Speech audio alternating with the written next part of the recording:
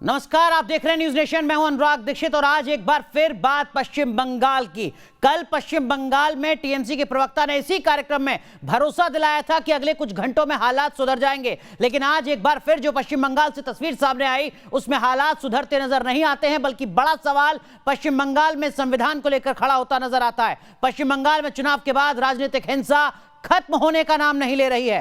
ताजा मामला पश्चिमी मिदनापुर में विदेश राज्य मंत्री के काफिले पर हुए हमले का है। इस बीच बंगाल के हिंसा को लेकर केंद्रीय गृह मंत्रालय सख्त हो चुका है। गृह मंत्रालय की 4 सदस्यीय टीम हिंसा की घटनाओं की पड़ताल के लिए बंगाल में है। बावजूद इसके यहां हमलों का दौर थम नहीं रहा है।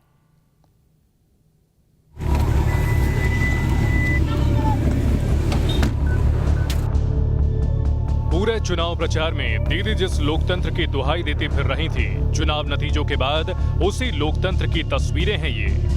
बंगाल का लहूलुहान लोकतंत्र, जिस संविधान की शपथ लेकर दीदी बंगाल की सत्ता पर तीसरी बार काबिज हुई, उसी संविधान की मर्यादा बंगाल में तार तार हो रही है।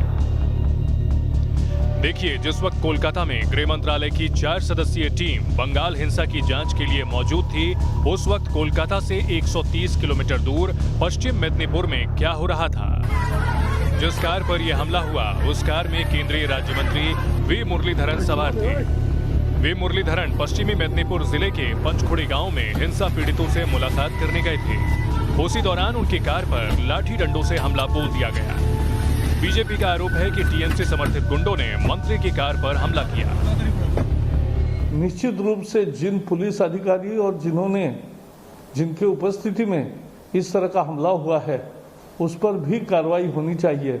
और यह हमला अगर मंत्री सुरक्षित नहीं है तो फिर सामान्य जनता और कार्यकर्ता का क्या हाल है।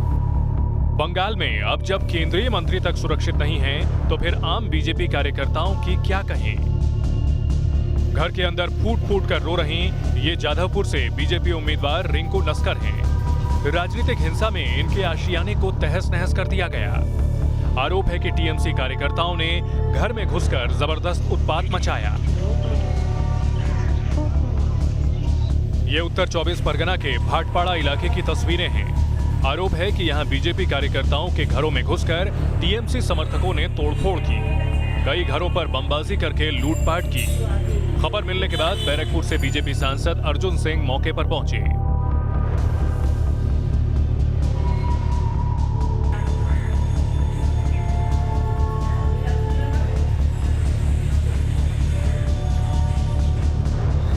पश्चिमी मिदनापुर से आई इन तस्वीरों को भी देख लीजिए। जिले के केशवपुर इलाके से गश्त के दौरान पुलिस को वनस्पति घी के डिब्बों में तैयार किए गए ये बम बरामद हुए हैं, जो बंगाल में बिगड़ते कानून व्यवस्था की गवाही दे रहे हैं। बंगाल में ये हालात तब हैं जब केंद्रीय गृह मंत्रालय राजनीतिक हिंसा को लेकर राज्य से रिपोर्ट तलब कर चुका है, लेकिन बंगाल की ओर से इस मामले में केंद्र को अब तक जवाब नहीं भेजा गया है। गृह मंत्रालय की 4 सदस्यीय टीम बंगाल पहुंच चुकी है। बावजूद इसके हिंसा के खिलाफ न तो पुलिस कार्रवाई में दिलचस्पी दिखा रही है और न ही बंगाल की ममता सरकार राजनीतिक हिंसा में शामिल आरोपियों के खिलाफ एक्शन के मूड में नजर आ रही है। Team news nation. तो पश्चिम बंगाल के हालात किस तरीके के हैं आप इस रिपोर्ट के जरिए समझ चुके हैं। इस बीच बड़ी खबर आपको बता दें, केंद्रीय प्रतिनिधिमंडल से बंगाल बीजेपी नेताओं का दल मिला है। चुनाव के बाद बंगाल में जारी हिंसा की शिकायत की है। केंद्रीय प्रतिनिधिमंडल से पश्चिम बंगाल के बीजेपी के नेताओं ने लगातार 2 तारीख को नतीजे आने के बाद से लेकर अब तक पश्चिम बंगाल के अलग अलग हिस्सों में इसी तरीके की सियासी हिंसा देखी जा रही है, जहां पर निशाना बनाया जा रहा है राजनीतिक दल को। भारतीय जनता पार्टी की तरफ से आरोप लग रहा है कि लगातार उसके कार्यकर्ताओं की जान ली जा रही है, आगजनी की जा रही है, तोड़फोड़ की जा रही है। और इसी के मद्देनजर अब केंद्रीय प्रतिनिधिमंडल से बीजेपी बंगाल के नेताओं ने मुलाकात की है। क्या कुछ अपडेट, सीधा रुख करते हैं पश्चिम बंगाल का। हमारे सहयोगी तापस सेन गुप्ता हमारे साथ जुड़ चुके हैं। तापस, इस वक्त की क्या कुछ अपडेट? जी देखिए, थोड़ी देर पहले बीजेपी के 10 मेंबर का एक डेलीगेशन दिलीप घोष ने जिसको लीड किया था, वो मिनिस्टर होम अफेयर्स की जो डेलीगेशन आए हुए 10 लोगों की, 4 लोगों की, उनसे मुलाकात की है और उनको एक मेमोरेंडम दिया गया। तमाम डेटा और तत्व के साथ उन्हें पेपर सौंपा गया है, जहां पर किन किन इलाकों में उनके कार्यकर्ताओं के ऊपर जुल्म उठाया गया, कहां कहां कार्यकर्ताओं की मौत हुई है, पूरा एक दस्तावेज लेकर उन्हें सबमिट किया गया है। और बीजेपी की तरफ से कहा गया है कि ये केंद्र सरकार की दृष्टि को आकर्षित करने के लिए उन्होंने ये पहल उठाई है। इससे पहले गवर्नर से भी मिलकर उन्होंने अपनी शिकायत दर्ज की थी, लेकिन उनका बार बार यही आरोप है कि गुहार लगाने के बावजूद भी मुख्यमंत्री की तरफ से या फिर पुलिस की तरफ से कोई ठोस कार्रवाई नहीं की गई है। तपस, क्या आज भी पश्चिम बंगाल में लगातार इस तरीके की हिंसा की जानकारी सामने आती रही है? हमने देखा केंद्रीय मंत्री के काफिले पर हमला हुआ, इसके अलावा भी क्या? जी, आज भी कई जगहों से हिंसा की खबर आई है। कुछ घरों को तोड़ा गया है, लूटमार किया गया है, और इसके साथ ही हमें बताया कि केंद्रीय मंत्री उनके काफिले पर भी हमला किया गया, उनके गाड़ी को बकायदा तोड़ा गया है, लाठियों से पत्थरबाजी की गई थी। तो इन तमाम चीजों एक के बाद एक सामने आ रही है। लेकिन ममता बनर्जी ने कुछ देर पहले एक प्रेस कॉन्फ्रेंस करते हुए उन्होंने साफ तौर पर कहा था कि ये कहीं ना कहीं एक उकसाने की काम केंद्र के मंत्री यहाँ कर रहे हैं, और बाकायदा अगर पश्चिम बंगाल के दौरे पर आना है तो तमाम नेता और मंत्रियों को आरटीपीसीआर टेस्ट करवा कर ही पश्चिम बंगाल में एंट्री मिलेगी, वरना राज्य सरकार यहाँ पर आरटीपीसीआर करवाएंगे, उसके बाद ही उन्हें राज्य में घुसने की इजाजत दी जाएगी। तो आप समझ सकते हैं कि अब राज्य सरकार का रवैया क्या है, चाहे वो केंद्रीय सरकार या फिर मिनिस्ट्री ऑफ होम या खेती या कोई। तपस, क्या अभी तक पश्चिम बंगाल में इस पूरी हिंसा के बाद लॉ एंड ऑर्डर को लेकर ममता बनर्जी ने कोई बैठक की है? जी, ममता बनर्जी ने परसों बैठक किया था, और साफ तौर पे कल भी ममता बनर्जी ने ये कहा था कि किसी टॉलरेट नहीं किया। तो तृणमूल कांग्रेस के लोग मारे गए हैं, ये बात उन्होंने स्वीकार किया, और घर वालों को 2 लाख रुपए का मुआवजा देने की भी घोषणा उन्होंने की। और उन्होंने आज एक बार फिर उन्होंने साफ किया कि किसी भी सूरत पर हिंसा को टॉलरेट नहीं किया जाएगा। अगर कोई भी इंसान इसके पीछे हो, चाहे वो किसी भी पार्टी का हो, उसके खिलाफ सख्त से सख्त कानूनी कार्रवाई की जाएगी। लेकिन जमीनी हकीकत अगर देखा जाए तो वो कुछ और बयान करती है। तपस, क्या कुछ जानकारी आपको मिल पा रही है? क्या इस पूरी हिंसा के बीच किसी की गिरफ्तारी हुई है? तपस, मैं आपका रुख करूंगा। हमारे साथ वरिष्ठ पत्रकार शताद्रु राय साहब जुड़ चुके हैं। राय साहब, क्या आपको तस्वीर नजर आती है? ममता बनर्जी ये दावा तो कर रही हैं कि किसी तरीके की हिंसा बर्दाश्त नहीं की जाएगी, लेकिन क्या उनका ये बयान जमीन पर उतरता नजर आ रहा है आपको? ये अभी बंगाल में बहुत गंभीर सिचुएशन है। पिछले 8 जो फेजेस में बंगाल में जो इलेक्शन हुआ है, ये ऐसे करके जो दोनों पार्टी जैसे करके वायलेंस के बात किए हैं, अभी आइडियोलॉजी का बात नहीं हुआ। कल भी हम आप लोग के माध्यम से बोले हैं कि भारतीय जनता पार्टी हो कि तृणमूल कांग्रेस हो, दोनों पार्टी लगातार वायलेंस के बात बोल रहे थे। अभी जो है लीडरशिप जो कंट्रोल करते हैं 99% जो वर्कर्स है, पार्टी वर्कर्स है। अभी रूरल सेक्टर में एक मुख्यमंत्री, एक लेडी मुख्यमंत्री जब शपथ ले रहे हैं, उस दिन वो शपथ जब 2 बजे हो रहे, उस दिन गवर्नर हाउस में जब माननीय मुख्यमंत्री ममता बनर्जी जब शपथ ले रहे, उस दिन बीरभूम में 23 साल की एक लड़की को रेप करके उसका हत्या कर दे रहे। ये एकदम स्ट्रांगली हम लोग कंडेम करते हैं। ये सिचुएशन बहुत गंभीर है, और आगे भी ये बहुत सारे जगह में कलकत्ता प्रॉपर, लेकिन शताद्रु जी, टीएमसी के जो तमाम नेता हैं वो तो कह रहे हैं कि देखिए प्रोपेगेंडा फैलाने की कोशिश की जा रही है, एक तबके के द्वारा झूठ फैलाया जा रहा है। आप तो पत्रकार हैं सर, लगातार ग्राउंड जीरो से चीजों को समझ रहे होंगे, क्या वाकई ऐसा है? ये एकदम ग्राउंड रिपोर्ट दूसरा चीज बोल रहे हैं, क्योंकि हम लोग 17 डिस्ट्रिक्ट्स में हम लोग जा रहे हैं। हर जगह में हम लोग का जो न्यूज रिपोर्टर्स है, हम लोग का जो आदमी लोग जो काम कर रहे हैं, हर जगह में हम लोग के पास जो है जो इंफॉर्मेशन है, हम लोग घर में बैठ के ये रिपोर्ट हम लोग नहीं दे रहे। हम लोग बॉर्डर एरिया मुर्शिदाबाद में बोलिए कि हम लोग का कलकत्ता में बोलिए कि दक्षिण 24 परगना में बोलिए, हर जगह में ऐसे ही सिचुएशन है अभी।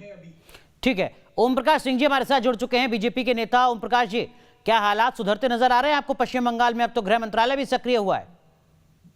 जी, आज की स्थिति में तो कह सकते हैं कि थोड़ा सा कहा जाए तो आज और 2 तारीख के बाद वाले दिन में थोड़ा सा अंतर है।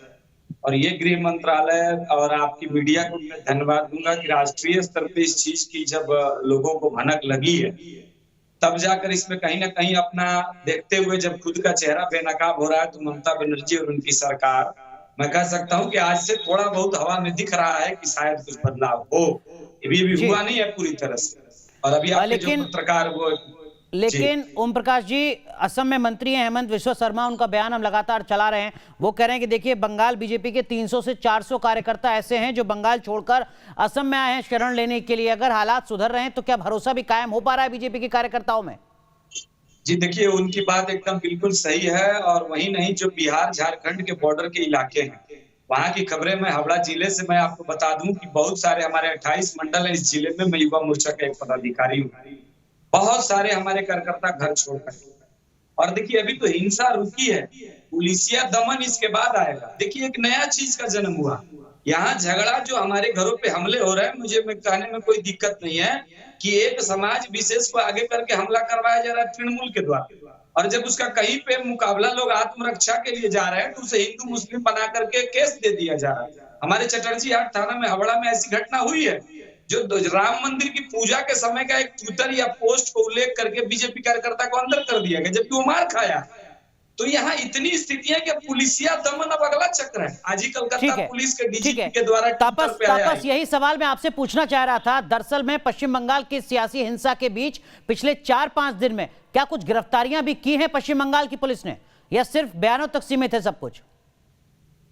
कुछ गिरफ्तारियां तो हुई हैं, लेकिन ठोस जो नंबर्स हैं कि कितने लोग कहां से गिरफ्तार हुए, क्या चार्जेस लगाए गए हैं उनके खिलाफ, इस बारे में कोई पुष्टि अभी भी पुलिस की तरफ से नहीं की गई है। हालांकि पुलिस की तरफ से कुछ बयानें ऐसी भी आई हैं कि कुछ वीडियोस जो वायरल हो चुका है वो वीडियोस फेक है और इन फेक वीडियोस को ट्रेस करने का काम इस समय किया जा रहा है। लेकिन हमें ये भी पता है कि अलग अलग जगहों पर रेड चलाया गया है, लेकिन उस रेड चलाने के बाद किनको गिरफ्तार किया गया है, उनके खिलाफ क्या धाराएं लगाई गई है, इस बारे में कोई भी पुष्टि अभी सरकार की तरफ से नहीं की गई। हम लगातार तपस कल भी बात कर रहे थे टीएमसी के प्रवक्ता से। सोशल मीडिया पर ममता बनर्जी तमाम राज्यों के मुख्यमंत्री और तमाम बड़े नेताओं के शुभकामना संदेश का जवाब दे रही थीं, लेकिन सोशल मीडिया पर ममता बनर्जी चुप थी सियासी हिंसा को लेकर। क्या कोई बयान अब सामने आया है? जी देखिए, कहीं ना कहीं ममता बनर्जी की तरफ से ये कहा गया था कि इस हिंसा के पीछे कहीं ना कहीं बीजेपी का हाथ है। और आज तो जब मुरलीधरन जी के ऊपर काफिले पर जिस तरह से हमला हुआ था और पथराव किया गया था, गाड़ी को तोड़ा गया था, ममता बनर्जी ने प्रेस कॉन्फ्रेंस करते हुए बाकायदा कह दिया कि ये कहीं ना कहीं जो केंद्रीय मंत्रिमंडल है या कहीं केंद्रीय मंत्री जो यहाँ पर आ रहे हैं वो उकसाने की कोशिश कर रहे हैं। हालांकि किसी का नाम उन्होंने जिक्र नहीं किया और साथ में ये भी साफ कर दिया कि किसी को भी पश्चिम बंगाल में आना है तो कल जो राज्य सरकार ने गाइडलाइन दिया था कि आरटीपीसीआर टेस्ट करवाने के बाद ही उन्हें एंट्री मिलेगी। बादल देवनाथ हमारे साथ टीएमसी के नेता जुड़ चुके हैं। बादल देवनाथ साहब, 23 घंटे हो चुके हैं ममता बनर्जी को कोई ट्वीट के, और 23 घंटे पहले भी जो ट्वीट कर रही थी ममता बनर्जी वो देश के तमाम छोटे बड़े नेताओं के शुभकामना संदेश का जवाब दे रही थी। किसने रोका ममता बनर्जी को अपने कार्यकर्ताओं से अपील करने के लिए सार्वजनिक मंच पर? उसके पहले मेरा ओम प्रकाश भाई को कुछ कहना है। ओम प्रकाश, कल तुम्हारे साथ बात होने के बाद ही मैं एसपी के साथ बात किया और चैनल के जो विक्रम भैया है चैनल से जो फोन करते हैं मुझे न्यूज से, उनको मैंने बताया था हमारा नंबर देने के लिए। तुमको नंबर मिला कि मैं जानता नहीं हूँ, मैं इसलिए विक्रम भैया को बता दिया था। ओम प्रकाश का बोलो घर से निकले और एसपी का जाने एसपी बता दिया तुम्हारा जो सुरक्षित लगेगा जो भी है, मैं उनको बता दिया था। तुम बात कर लेना एक बार ओम प्रकाश, तुम्हारा कोई प्रॉब्लम नहीं हुआ और डिस्ट्रिक्ट से बात कर लिया, तुमको कोई बादल देवनाथ बहुत बहुत शुक्रिया आपका। लेकिन ये भरोसा सिर्फ ओम प्रकाश सिंह के लिए नहीं होना चाहिए, ये भरोसा पश्चिम बंगाल के हर नागरिक के लिए होना चाहिए, फिर चाहे वो बीजेपी का कार्यकर्ता हो, लेफ्ट का कार्यकर्ता हो, कांग्रेस का कार्यकर्ता हो, निर्दलीय कार्यकर्ता रहा हो उम्मीदवार का किसी का। बादल देवनाथ, ये आप ऑबलाइज नहीं कर रहे, ये आपकी जिम्मेदारी है सत्ता में रहने के बाद। नहीं, काल शपथ देने के बाद जैसे मैंने हर चैनल में, मैं हर नेशनल चैनल, बंगाल चैनल में, मैंने बांग्ला चैनल में मैंने अनुरोध किया था। सर ये कोई एहसान नहीं कर रहे हैं आप, सत्ता का काम है ये बादल देवनाथ। क्या बात है, नहीं मैं कोई जूनियर नहीं हूँ, ऐसे सवाल कोई नहीं करता है मुझे, कोई नहीं चैनल करता है। यहाँ बात सीनियरिटी और जूनियरिटी की नहीं हो रही है। जो सवाल मैंने आपसे पूछा वो बताइए। 23 घंटे पहले ममता बनर्जी शुभकामनाओं के जवाब दे रही थी, एक सोशल मीडिया पर अपील क्यों नहीं की ममता बनर्जी ने? लोग मर रहे हैं वहां पर, घर जल रहे हैं।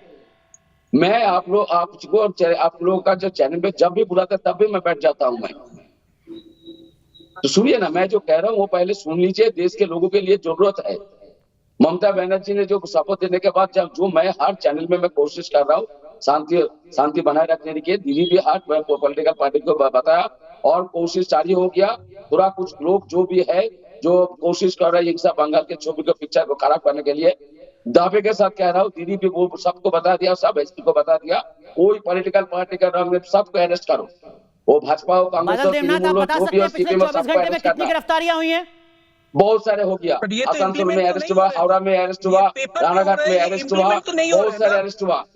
सतांद्रु राय हमारे साथ पॉलिटिकल एनालिस्ट। बादल देवनाथ वो सब कुछ सवाल पूछ रहे हैं आपसे, जवाब दीजिएगा। सतांद्रु, जब राज्यपाल के सामने, धनखड़ जी के सामने, जब माननीय मुख्यमंत्री ने जब बोली है शपथ लेने के बाद कि हिंसा मत करना है, बट ये इम्प्लीमेंटेशन कहाँ है? अभी भी कलकत्ता में आनंदपुर थाना में 2 आदमी को मार के एफआईआर नहीं ले रहे, तो ये किसका जिम्मेदारी है? लॉ एंड ऑर्डर बादल देवनाथ जवाब किसका दीजिए। जिम्मेदारी है? कौन थाना नहीं ला रहा है? कौन थाना, कौन जिला में? साउथ कलकत्ता में, साउथ कलकत्ता का बात कर रहे हैं आप लोग, आपके पास तपसिया थाना का बात कर रहे हैं, हम आनंदपुर थाना का बात कर रहे हैं। इधर अभी भी एफआईआर इनकार कर दे रहे। लोकल ओसी, लोकल एमएलए के द्वारा। अभी 1 सेकंड में मैं बात कर रहा हूँ। मैं आनंदपुर थाना तो पिछले 2 दिन तक क्या हो रहे थे? एक पॉलिटिकल लीडर जब बोलेंगे उसके बाद ये एफआईआर लेंगे। जब तृणमूल कांग्रेस का, जब पॉलिटिकल पार्टी का नेता जब बोलेंगे उसके बाद ओसी ये लेंगे। ये तरीका है? ये लॉ एंड ऑर्डर सिचुएशन है? ये क्या हम लोग का संविधान सिखाते हैं? जब एक पॉलिटिकल पार्टी आएंगे उसके बाद उसके कहने पर हमको ये एफआईआर लेना है? बादल जी, सतांद्र राज सुन लेते हैं बादल देवनाथ को। देखिए, कम से कम वो एक जिम्मेदार नेता के तौर पर आगे तो आ रहे हैं। वो कह रहे हैं कि मैं पता करता हूं और सारी जानकारियां जुटाता हूं, लेकिन बादल देवनाथ, इससे ज्यादा अफसोस की बात नहीं हो सकती है कि पुलिस अपना काम नहीं कर रही है और पुलिस को किसी नेता के फोन का इंतजार करना पड़ रहा है। नहीं, बिल्कुल नहीं, ये होना नहीं चाहिए। आप सही कह रहे हैं, एकदम होना नहीं चाहिए। पुलिस का काम है, जो क्रिमिनल है, जो क्रिमिनल कर रहा है, जो अब हिंसा फैल रहा है, वो कोई रॉन्ग नहीं देखेगा, सबको अरेस्ट करना चाहिए, क्योंकि सीएम का ऑर्डर है। राज्यपाल भी अनुरोध किया और मैं 3 दिन से हर चैनल में मैं अनुरोध हाथ जोड़ बादल देवनाथ, मैं उम्मीद करता हूं कि पिछले 3 दिन में कितनी गिरफ्तारियां हुई हैं ये आंकड़ा भी आप मुझे बता पाएंगे, और उन गिरफ्तारियों में टीएमसी के कार्यकर्ता कितने हैं जिन पर आरोप लग रहा है जान लेने का, तोड़फोड़ का। लेकिन बादल जी, मैं आऊंगा आपके पास। ओम प्रकाश सिंह जी, शुरुआत में बादल देवनाथ ने आपको भरोसा दिलाने की कोशिश की कि आपको घबराने की जरूरत नहीं है, किसी तरीके की कोई दिक्कत नहीं होगी। ये भरोसा दिला रहे हैं या फिर और मनोवैज्ञानिक दबाव बढ़ा रहे हैं? देखिए, ये उसके लिए व्यक्तिगत रूप से वो जिस रूप में कह रहे हैं, एक मानव के नाते, एक इंसान के नाते, उसके लिए उनका धन्यवाद है। लेकिन मेरे आंसू, मेरी चिंता मेरे मुझको व्यक्तिगत को लेकर नहीं है। शहरी इलाकों में, मैं एक बात आपको बता दूं, आपके चैनल को धन्यवाद है, शहरी इलाकों में स्थिति उतनी बुरी नहीं है जितनी ग्रामीण इलाकों में। हमारे पास थाना पुलिस करीब में है, मीडिया करीब में है, मैं बड़ा शहर में रह रहा हूँ, कोलकाता के करीब में, उतनी दिक्कत नहीं है। जो स्थिति बुरी है, जहाँ एकदम जो आपके संवाददाता बोल रहे हैं, एक एफआईआर नहीं लिखा जा रहा। और एक सबसे बड़ी बात देखिए, सोशल मीडिया का जुग है, ठीक है, वहाँ बीजेपी मान लीजिए फेक कर रही है। डिस्ट्रिक्ट में चले जाइए, आप नदिया डिस्ट्रिक्ट में, कलकत्ता पुलिस कार्रवाई करे, कलकत्ता पुलिस कार्रवाई करे, कोई फेक वीडियो है बीजेपी को तो अरेस्ट करे। नंबर 1 बात। नंबर 2, सारे मीडिया चैनलों ने, आप लोग को भी मैं धन्यवाद दूंगा, जब मीडिया ने दिखाना शुरू किया कि बंगाल जल रहा है, और मैं बहुत धन्यवाद दूंगा महामहिम राज्यपाल का कि उन्होंने पहली बार हिम्मत करके मुख्यमंत्री के सामने नहीं झुकते हुए, राष्ट्रवादी विचारधारा के राज्यपाल, उन्होंने मीडिया और सबके सामने जब ममता बनर्जी को कहा कि लॉ एंड ऑर्डर रूल का शासन बंगाल में होना चाहिए, तो उन्होंने वहां उनके सामने जस्ट ये बात कही कि ऐसा नहीं होना चाहिए, मैं देख रही हूँ।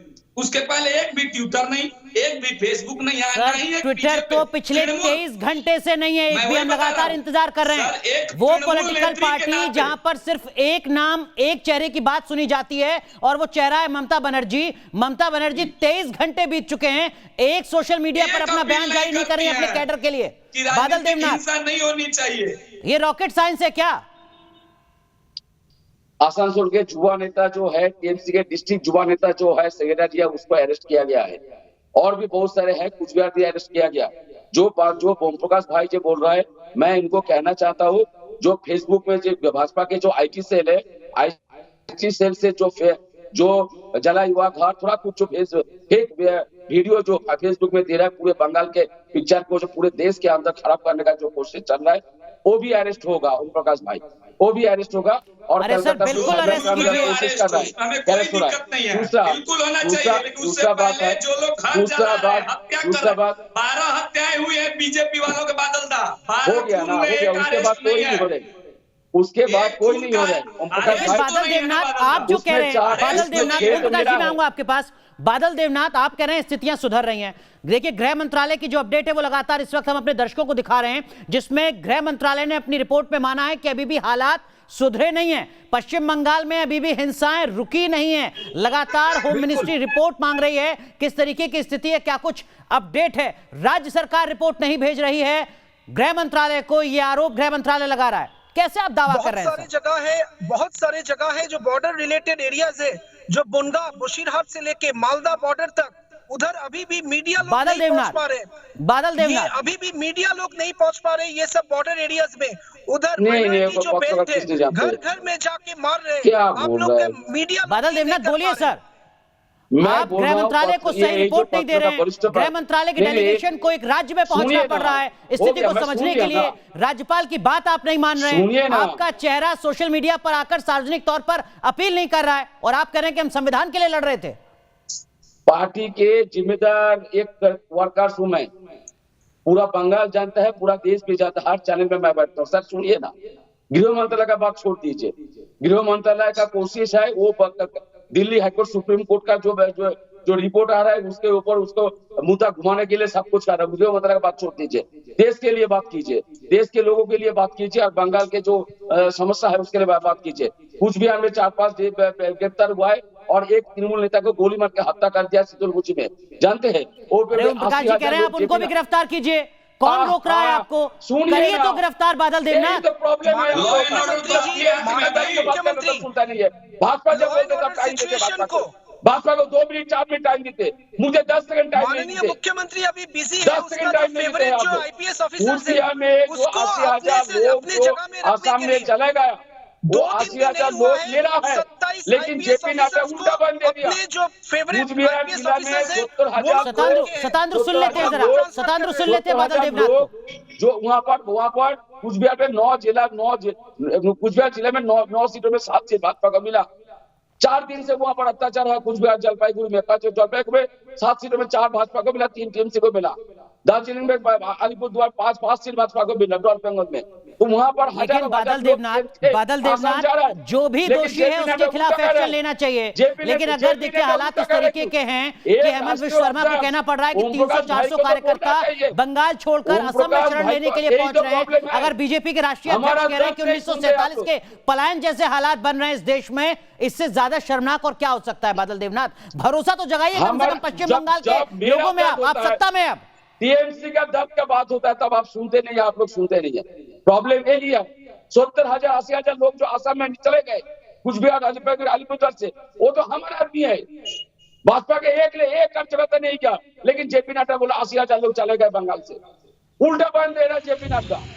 ये तो आपको सुनना चाहिए आप लोगों को। इसलिए बंगाल के लोग उचित शिक्षा दे दिया। ओम प्रकाश जी समय खत्म हो रहा है, बहुत संक्षेप में जो आप कहना चाह रहे हैं। एकदम छोटी सी बात कहूंगा। मुख्यमंत्री की कार्रवाई ट्विटर फेसबुक छोड़ दीजिए, इससे बड़ा इन लोगों के मुंह पे और कुछ तमाचा हो सकता है कि केंद्रीय मंत्री आते हैं राज्य में, उनके काफिले पे हमला होता है। कर क्या रहे हो भाई? अरे सुन तो लो, केंद्रीय मंत्री गोली बम लेके नहीं आया, उसको तृणमूल के लोग हमला कर रहे हैं। ये तो मीडिया पे है। क्या चीज है भाई? कौन सा चीज चल रहा है? ये लोकतंत्र है। एक केंद्रीय मंत्री पे हमला हो रहा है। इस राष्ट्र में, बंगाल में राष्ट्रपति शासन लगना चाहिए, इसमें कहीं कोई दो राय नहीं। बादल देवनाथ, बीजेपी की मांग राष्ट्रपति शासन, हालात इतने बुरे नहीं चाहिए। लॉ एंड ऑर्डर ध्वस्त है। राष्ट्रपति शासन के बाद 6 महीने के बाद फिर इलेक्शन होगा। राष्ट्रपति शासन 6 महीने के लिए होता है, उसके बाद फिर इलेक्शन होगा। फिर इलेक्शन में फिर ममता बनर्जी आएगा। इसका खर्चा कौन देगा? ये लोग तो जानते नहीं है पॉलिटिक्स। ठीक है, तपस अगर आप सुन पा रहे हैं मुझे, तो क्या आपको एडमिनिस्ट्रेशन में एक बड़ी हलचल नजर आ रही है? क्या इस संकट से निपटने के लिए क्या कोई प्लान नजर आ रहा है? बहुत संक्षेप में तपस अगर आप सुन पा रहे हैं। जी देखिए, अभी तक तो जो बीजेपी की तरफ से डिमांड किया जा रहा है कि राष्ट्रपति शासन लगना चाहिए, लेकिन ये बहुत आसान नहीं होगा क्योंकि ममता बनर्जी काफ़ी बड़ी बहुमत से वो पावर में आई हैं। तो एक जस्टिफाई करना पड़ेगा क्यों सिर्फ ये पोल वायलेंस की वजह से है, क्या कुछ और राज्य सरकार के पास भी एक ऑप्शन रहेगा कि वो सुप्रीम कोर्ट के अप्रोच कर सकते हैं। तो ये काफ़ी पेचीदा प्रोसेस होगा और राज्यपाल के हाथ में पावर ज़रूर है, होम मिनिस्ट्री के पास पावर ज़रूर है, लेकिन ये बहुत आसान नहीं होगा जितना बीजेपी की तरफ से कहा जा रहा है। जी देखिए, कल से तो हमें कम से कम ये देखने को मिला कि पुलिस पिकेटिंग बना है, नाका बना है, अलग अलग जगहों पर पेट्रोलिंग की जा रही है, लेकिन हिंसा थमने की कोई गुंजाइश इस समय दिख नहीं रही। आप देखें कि आज केंद्रीय मंत्री को पुलिस एस्कॉर्ट के सामने किस तरह से उनकी गाड़ी को तोड़ा गया, तो आप हालात को समझ सकते हैं कि जमीनी हकीकत की जा रही है, लेकिन जितना काम किया जाना चाहिए उतना काम अभी नहीं दिख पा रहा है। बादल देवनाथ, आप कुछ कहना चाह रहे थे, समय इजाजत नहीं दे रहा है। बहुत बहुत शुक्रिया आप सभी का जुड़ने के लिए। उम्मीद करते हैं जल्द हालात सुधरेंगे।